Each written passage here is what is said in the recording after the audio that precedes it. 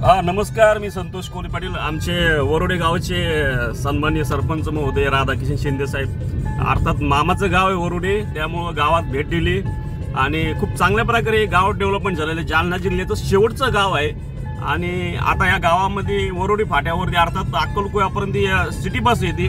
आपण लवकरच ती सिटी बस गावामध्ये सुद्धा सुरू करतोय आणि महाराष्ट्र शासनाला माझी विनंती आहे की जालना ते संभाजीनगरच्या ज्या गाड्या सुरू आहेत त्या कडेगाव वरोडी आणि वरोडी फाटा टच करून दिवसातून कमीत कमी 5 गाड्या सुरू करावीत, अशा प्रकारची बुलंदसना पार्टीच्या वतीने जालना लोकसभेच्या वतीने मी मागणी करतोय.